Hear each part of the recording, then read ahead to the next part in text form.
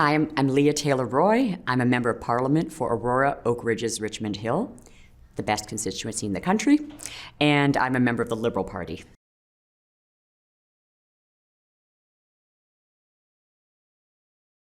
I ran for political office because I feel that it is an incredibly important thing to do. I think that contributing, if you can, and if it's your thing, if it works for you. I mean, there's lots of ways to contribute, don't get me wrong, but for me, I grew up in a political family. My father had run several times. He had been mayor. My brother is mayor. I was actually living in the United States when Donald Trump was elected. And it scared me.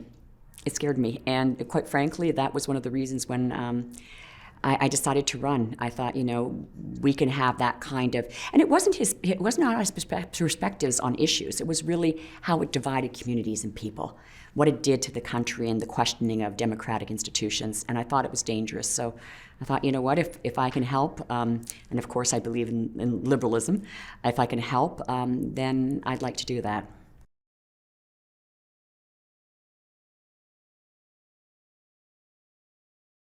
Well, I always like to joke and say, as a new MP, you're just trying to figure things out. So finding out where all the bathrooms were was a really big one. But on a more serious note, I think for me, the important work of a member of Parliament is being a representative. So meeting with people in the riding, just really getting to know the riding and kind of reestablishing that connection between constituents and the member of Parliament, because I think that the future of our democracy depends on that. So there's been definitely things in the House, but for me, serving the community and making sure that they feel represented, whatever their viewpoints, whether it is whether they agree with me or the policy of our government or not, it doesn't matter. It's my job to listen, to take that as input, and then to bring it to our caucus and represent my community as best I can here in Ottawa.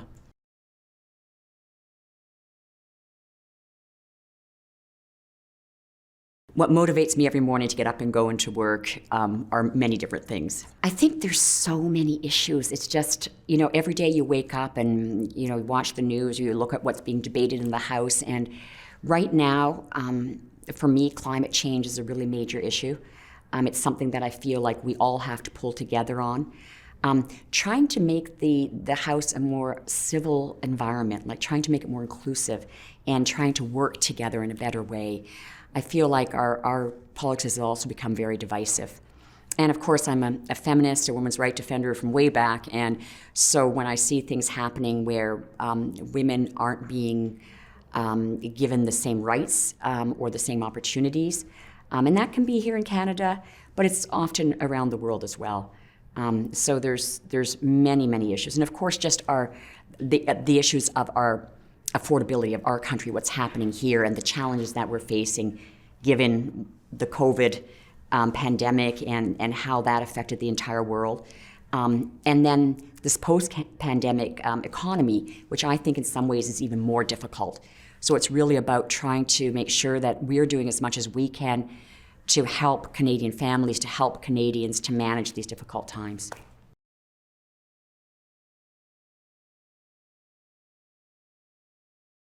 Well, I really didn't realize the fact that you're almost running a small business in a way. So you're running your office, you're running the constituency, the legislature. There's a lot of administration and organization that I hadn't really anticipated. I thought I'm going to be working on issues, I'm going to be working with constituents, and hadn't really anticipated all of that.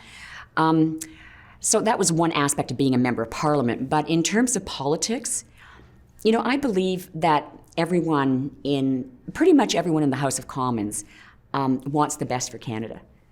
And but we have differences in terms of how we think we should get there, what it takes to get there, and what is needed to support Canadians and ensure that Canadians have a great life and that we contribute worldwide. So I think that feeling that we are all in this together, even though our Parliament is in a way structured to be rather divisive, is encouraging.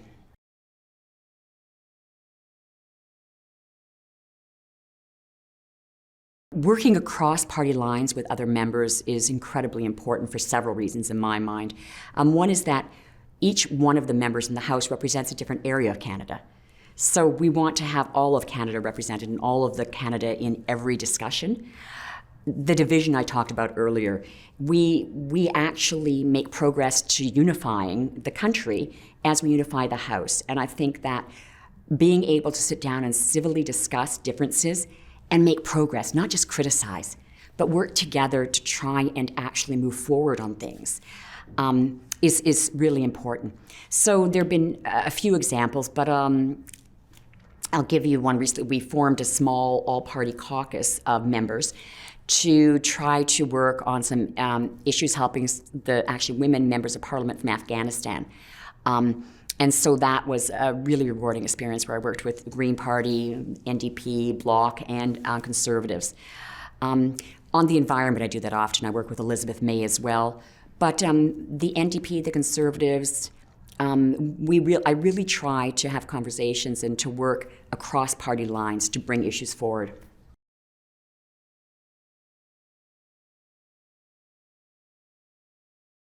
Challenges to democracy are many. You know, obviously, it's been in the media recently about foreign interference. I think that's always been an issue, and it's been an issue from many different places, not just China.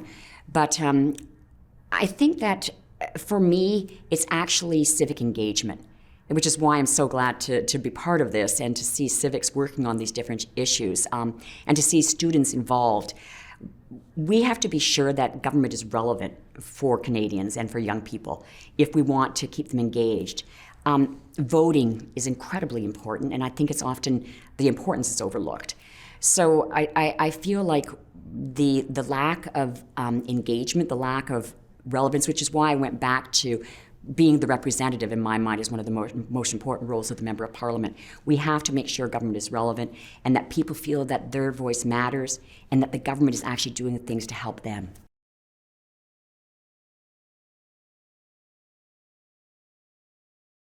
The next generation gives me hope for the next generation. We are making progress. I think we in Canada in particular, we have an incredibly well-educated, we have a kind and compassionate country in many ways. And I think it's the combination of that, of the intellect and the motivation with the compassion and caring for other people. Those two things together. And then we put that on top of where we live. We have incredible natural resources, a beautiful country, and a country that is made up of so many cultures, peoples. Immigration has always been our strength from the time Canada, the first settlers came. And now we're starting to realize also and acknowledge and change our ways to incorporate the Indigenous people, the First Nations, Métis, and Inuit people, to make sure that we are truly inclusive and representative. And I think it's that strength of having all these different groups moving forward and working together that really gives me great hope for our country.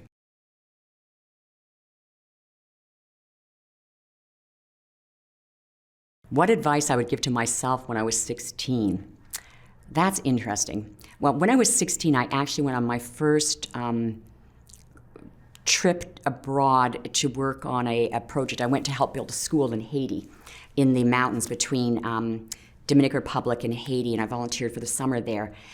And I think, you know, I was very idealistic. I still am. I believe idealism is really important. But I think the sense of balance. You know, we have our opinions and we have our beliefs, but to be open and to know that there's a lot we don't know and that everyone is doing the best they can given where they're coming from. And I think that really helps in terms of a sense of acceptance and a sense of collectivity moving forward to solve problems.